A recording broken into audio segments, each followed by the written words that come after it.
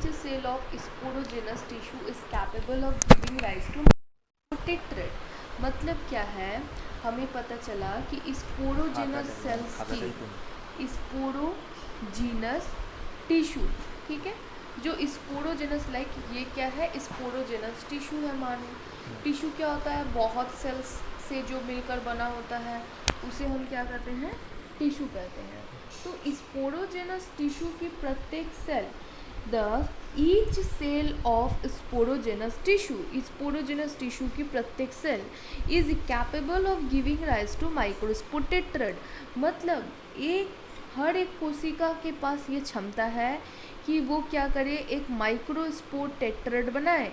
मतलब मियोसिस हो और 4 माइक्रोस्पोर सेल्स इनमें बने, ठीक है, 4 माइक्रोस्पोर सेल बने, इसे हम कहेंगे माइक्रोस्पोर टेट्राड, ठीक है, इसको हम क्या कहेंगे, microspore tetrad. Each one is a potential pollen और माइक्रोस्पोर मदर सेल, MMC। मतलब हर एक कोशिका को हम क्या कहते हैं, पोटेंशियल पॉलन। क्यों पोटेंशियल क्यों कहते हैं, potential pollen? Because each cells have capability to generate pollen grains, इसीलिए each cell have potential to generate pollen grains, इसीलिए इनको हम क्या कहते हैं, पोटेंशियल पॉलन। या फिर इसको क्या कहते हैं, माइक्रोस्पोर मदर सेल। क्या कहेंगे, माइक्रोस्पोर मदर सेल, क्योंकि each cell has capability to generate microspore tetrads, इसीलिए प्रत्येक कोशिका को हम क्या कह सकते हैं, microspore mother cell.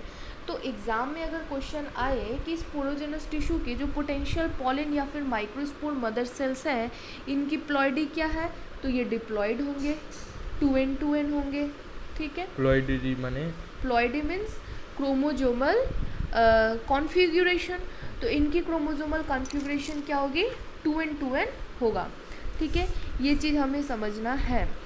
The process of formation of microspores from a pollen mother cell, PMC, potential pollen, microspore mother cell या फिर पोलन मदर सेल, ये एक ही सेल्स के क्या है, बहुत सारे अलग अलग डिफरेंट टर्म है। इसको हम क्या कर सकते हैं, पोलन मदर सेल्स भी कर सकते हैं, क्यों, इसकी भी प्लॉइडी क्या हो जाएगी, 2n हो जाएगी।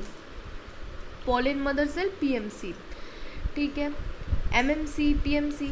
Through meiosis is called microsporogenesis. Microsporogenesis क्या है, process of formation of microspores, microspores के बनने की प्रोसेस को फ्रॉम किससे, पोलन मदर सेल से, किसके थ्रू, मियोसिस के थ्रू, जो तो इस प्रोसेस को हम क्या कहेंगे, माइक्रोस्पोरोजेनेसिस। यहाँ पे भी माइक्रोस्पोरोजेनेसिस का हम और एक क्या है, एक चीज़ पढ़े कि माइक्रोस्पोरोजेनेसिस क्या है, as the anther develops cells of sporogenous tissue undergo meiotic divisions to form microspore tetrad. तो स्पोरोजेनस टिश्यू की सेल्स को ही हम क्या कहते हैं, पोटेंशियल पॉलन कहते हैं, माइक्रोस्पोर मदर सेल कहते हैं और पॉलन मदर सेल कहते हैं। इनकी प्लॉइडी क्या होती है, डिप्लॉइड, ये 2n2n इनकी प्लॉइडी होती है। इनमें मियोसिस हो गया तो क्या बन गए, माइक्रो स्पोर्स बन गए, क्या बन गए, माइक्रो स्पोर्स। तो अगर हमसे बोले कि माइक्रोस्पोर की प्लॉइडी क्या होगी, तो हम बोलेंगे स्पोर्स की प्लॉइडी n होगी। क्यों, क्योंकि इनमें मियोसिस हुआ। मियोसिस क्या है, रिडक्शनल डिवीजन, रिडक्शनल डिवीजन के थ्रू क्या होती है, क्रोमोसोमल नंबर जस्ट हाफ हो जाता है, तो 2n/2 = n। इसमें क्वेश्चन आया कि अगर एक प्लांट सेल है जिसकी प्लॉइडी है, मान लो जिसमें क्रोमोजोम्स नंबर 26 है, तो उसके माइक्रोस्पोर में कितने क्रोमोजोम होंगे, ठीक है, तो हम क्या लिखेंगे, 26/2 = 13। या फिर हमसे बोले एक प्लांट है जिसके पोलन मदर सेल या फिर पोटेंशियल पॉलन या फिर माइक्रोस्पोर मदर सेल या फिर माइक्रोस्पोर मदर सेल में क्रोमोसोम की संख्या 32 है, तो उसके पोलन ग्रेन, ठीक है, उसके पोलन ग्रेन या फिर उसके माइक्रोस्पोर में क्रोमोसोम की संख्या बताइए। 16। तो हम क्या करेंगे, 32/2 क्या हो जाएगा, 16, ये आंसर हो जाएगा। तो ऐसे हम समझ गए। अब देखो microspore tetrad as the anthers mature, जैसे जैसे एंथर क्या करता है मैच्योर करता है एंड डिहाइड्रेट सूखता है, the microspore dissociate from each other and develop into pollen grains. Initially क्या था कि जो माइक्रोस्पोर सेल्स जो टेट्रेड बनी 4 सेल्स, ये क्या है आपस में ऐसे ऐसे जुड़े हुए हैं सब, ठीक है, आपस में ऐसे ऐसे जुड़े हुए हैं। लेकिन जैसे जैसे एंथर डेवलप किया और क्या हुआ, इनमें से वाटर इवापोरेट हो गया और जो टेम्परेचर के सनलाइट के प्रभाव से क्या हुआ, ये डिहाइड्रेट होने लगे। तो क्या होंगे, ये छूटने लगेंगे, अलग अलग होने लगेगा। और क्या होगा, ये जो सेल्स होती हैं माइक्रोस्पोरेंजिया की, जो 3 सेल्स हो गई एपिडर्मिस, एंडोथेशियम, मिडल लेयर, वो भी उनका भी डेहिसेंस होने लगेगा। डेहिसेंस माने डिहाइड्रेशन, ये खाने की बोल रहा हूँ, डेहिसेंस मतलब सेल्स टूटेंगी। और देखो डेहिसेंस यहाँ पे हो रहा है और पॉलन ग्रेन्स क्या हो रहा है, रिलीज हो रहा है। तो इस प्रोसेस को हम डेहिसेंस कहेंगे, तो इस चीज़ को समझ लिए। तो microspore dissociate from each other and develop into pollen grains. यही माइक्रोस्पोर आगे जाके क्या करते हैं, पॉलन ग्रेन्स हो जाते हैं, ठीक है। ये जब मैच्योर हो जाता है प्रत्येक माइक्रोस्पोर सेल, तो आगे जाके पॉलन ग्रेन्स बन जाता है,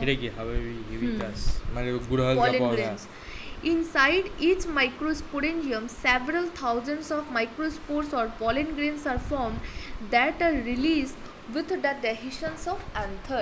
तो प्रत्येक माइक्रोस्पोर में thousands of pollen grains होते हैं, पाए जाते हैं, माइक्रोस्पोर्स पाए जाते हैं। जब पॉलन एंथर मैच्योर होता है और उनका डेहिसेंस होता है, तब क्या होता है, पॉलन ग्रेन्स रिलीज होती है इन्वायरमेंट में फॉर पॉलिनेशन। अब हम पॉलन ग्रेन के बारे में पूरा पढ़ेंगे। यहाँ पे हम क्या पढ़े, यहाँ पे हम माइक्रोस्पोरोजेनेसिस पढ़े, कैसे पॉलन ग्रेन्स का फॉर्मेशन हुआ, कैसे माइक्रोस्पोर टेट्रेड बने, ठीक है, और उनकी प्लॉइडी के बारे में कुछ पढ़ लिए। अब हम क्या पढ़ेंगे, पॉलन ग्रेन्स के बारे में पढ़ेंगे। The pollen grains are represent male gametophyte. जो पॉलन ग्रेन्स होते हैं ये क्या रिप्रेजेंट करते हैं, male gametophyte. Pollen grains represent male gametophyte, ठीक है। तो हमसे क्वेश्चन आएगा कि मेल गैमेटोफाइट इन प्लांट्स, तो एक पॉलन ग्रेन याद रखना है। फीमेल गैमेटोफाइट तो embryocyte, embryo sac female gametophyte. Pollen grains represent male gametophyte. If you touch the open anthers of hibiscus, अगर आप गुड़हल के पौधे के ओपन एंथर्स को टच करते हैं तो yellowish powdery pollen grains on your fingers, तो आपके हाथ में क्या हो जाते हैं, पीले कलर के क्या हो जाते हैं, पॉलन ग्रेन्स हाथ में लग जाते हैं। तो वो क्या हो गए, पॉलन ग्रेन्स हो गए। यहाँ पे क्या है, कुछ माइक्रोग्राफ्स दिए गए हैं पॉलन ग्रेन्स के, डिफरेंट पॉलन ग्रेन्स का माइक्रोग्राफ्स दिए गए हैं। अब हम क्या करेंगे, यहाँ पे कंप्लीट स्टडी करेंगे पॉलन ग्रेन्स के बारे में। तो pollen grains are generally spherical, ठीक है, ये जनरली स्फेरिकल होते हैं। इनका डायमीटर है 25 से 50 micrometre in diameter. It has a prominent 2 layered wall. तो हमसे ये समझना है कि एक पॉलन ग्रेन्स में क्या होते हैं, 2 वॉल लेयर्स प्रेजेंट होती है, एक आउटर और एक इनर, ठीक है। एक पॉलन ग्रेन में कितने wall layers, 2 wall layers, outer and inner. जो आउटर लेयर होता है उसको क्या कहते हैं, उसको एक्साइन कहते हैं। মানে এটা জুড়ে দানা দানা যেটা থাকে পলেন হলুদ কালার, नॉट ऑफ जो पीले कलर के मिलेंगे वो क्या है, वो एंथर से निकले गए पॉलन ग्रेन्स है। The when you touch a hibiscus plant of open anthers then you feel some granular yellowish on your hand. तो द ग्रेन्युलर और yellowish part is not exine, the granular yellowish part is the pollen grains that you feel, ठीक है। तो एक pollen grains में 2 surface हो गए, outer जो होगा उसको हम एक्साइन कहेंगे और इनर जो उसका वॉल लेयर होगा जिसको हम क्या कहते हैं, इंटाइन कहते हैं, ठीक है। तो यही 2 चीज़ बोला गया है कि prominent 2 layered wall, hard outer layer called exine, जो बाहर की टफ हार्ड आउटर लेयर है उसको एक्साइन कहते हैं। एक्साइन किससे मिलकर बना होता है, स्पोरोपोलिनीन। ये केमिकल का नाम याद रखना है कि एक्साइन किससे मिलकर बना होता है, एक्साइन बना होता है स्पोरोपोलिनीन से, ठीक है, स्पोरोपोलिनिन से, which is one of the most resistant organic material known, मतलब बहुत ही रेजिस्टेंट ऑर्गेनिक मटेरियल है। क्यों? क्योंकि इस पर कोई टेम्परेचर अफेक्ट नहीं करता। इस स्पोरोपोलिनिन पे कोई टेम्परेचर का अफेक्ट नहीं होता, कोई एसिड का इफेक्ट नहीं होता, एल्कली का इफेक्ट नहीं होता, उसे कोई एंजाइम क्या करता, गला नहीं सकता। तो ये बहुत और मतलब क्या ये बहुत टफ है, क्योंकि इसको डिज़ोल्व करना मुश्किल है। तो जब इसकी आउटर लेयर डिज़ोल्व करना मुश्किल है, इसका मतलब इसको काफ़ी सालों तक प्रिजर्व किया जा सकता है। तो वही बोला है कि most resistant organic material known, अब तक की सबसे रेजिस्टेंट ऑर्गेनिक मटेरियल में से एक जानी जाती है। It can withstand high temperature, ये हाई टेम्परेचर पे रेजिस्ट करता है, strong acids and alkali, no enzyme that degrades sporopollenin is so far known, अब तक ऐसी कोई भी एंजाइम नहीं पाया गया जो स्पोरोपोलिनिन को क्या कर दे, डिग्रेड कर दे, तोड़ दे। Pollen grain enzyme has prominent aperture called germpores where sporopollenin is absent। क्या होता है, pollen grains के जो एग्जाइम पोर्शन है वहाँ पे क्या होता है, जगह जगह पे छोटे छोटे स्पेस, छोटे छोटे छिद्र पाए जाएंगे। जैसे ये अगर एग्जाइम का है तो इसमें क्या होगा, जगह जगह पे छोटे छोटे छिद्र पाए जाएंगे। इसमें से क्या होगा, इसमें से जर्म पोर्स, इसे हम क्या कहेंगे, इसे हम जर्म पोर्स कहते हैं। ठीक है, इस जर्म पोर का फंक्शन क्या है, जब पॉलिन ग्रेन से मेल गैमेट निकलेंगे पॉलिनेशन के दौरान, तो इसमें से क्या निकलते हैं, इसमें से पॉलिन ट्यूब निकलते हैं। ठीक है, इससे पॉलिन ट्यूब निकलते हैं जिससे मेल गैमेट बाहर आता है।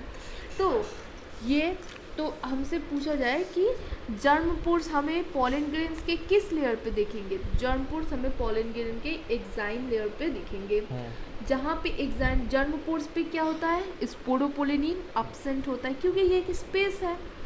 Pollen grains are well preserved as fossils, pollen grains को फॉसिल्स के रूप में प्रिजर्व किए जा सकते हैं because presence of sporopollenin, sporopollenin is the most resistant organic material.